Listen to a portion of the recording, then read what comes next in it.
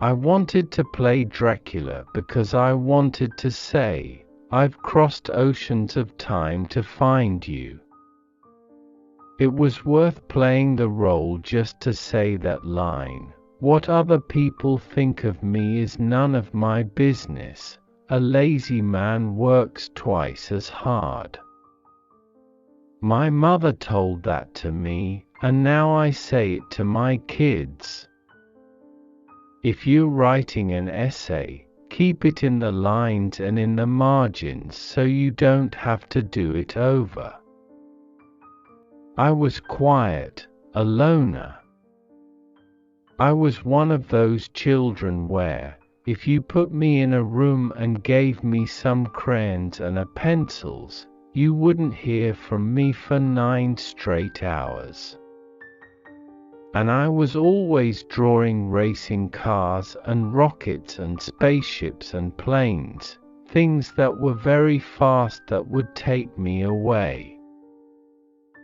There's no handbook for parenting.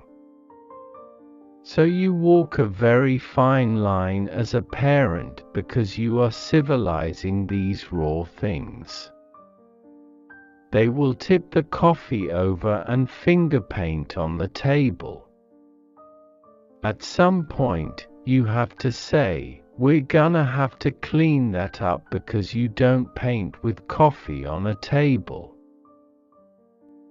You choose your friends by their character and your socks by their color. Reality TV to me is the museum of social decay. Political correctness has become a straitjacket. Your own barometer is all you have to go by, and often what makes a good director is knowing when not to say something. On occasions you can find yourself on a film set where the person who is wearing the director's hat is only trying to justify his position. Speaking very generally, I find that women are spiritually, emotionally, and often physically stronger than men, and costume is so important for an actor. It absolutely helps to get into character. It's the closest thing to you, it touches you. Some actors like to go into makeup and then put their clothes on, but I like to dress first, that's my routine.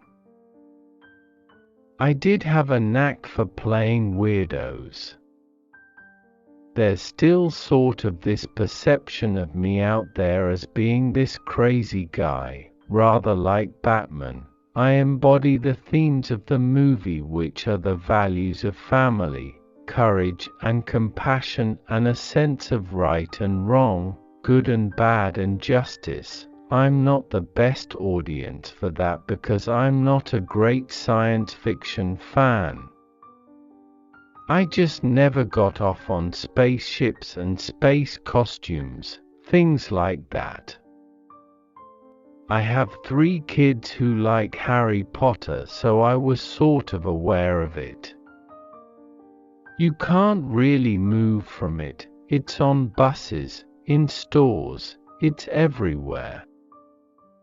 One of my kids has read the books. The other 2 are too small, but they like the movies. I hadn't worked for a couple of years, so I thought it would be nice to earn some money and pay the bills. I had a guitar when I was 6 or 7, a plastic guitar with the Beatles' faces on it.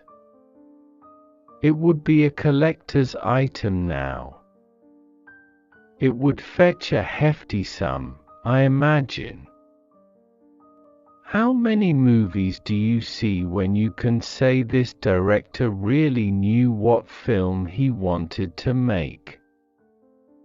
I can count them on the fingers of one hand, but you see, I have played more good guys than I have played villains, culturally, politically, everywhere you look. Read the newspaper. Go online. Our world has gone to hell, I still don't have a publicist. If I'm in a film, you have an obligation to promote it. I'll do as much as I can. It's always hard when you're playing someone for a lot of people out there who are going to see the movie after reading the books. There's a communion between a reader and the writer, so people will have an idea who Sirius Black is, and I might not be everyone's idea of that. People imagine that actors are being offered everything and you are not. So things come in, and sometimes there are things that I want and can't get a meeting on, or go to a different actors. People have an idea that one is in control of a career, a lot more than you really are.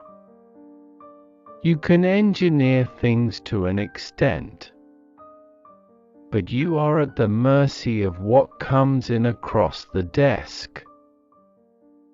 My favorite meal would have to be good old-fashioned eggs, over easy, with bacon. Many others, but you can't beat that on a Sunday morning, especially with a cup of tea. I was brought up by my mother and my two sisters, although they are older than me and fled the nest very young, so I was technically raised as an only child, but I was very much loved. I never told my father I loved him before he died, and I have a lot of issues about that.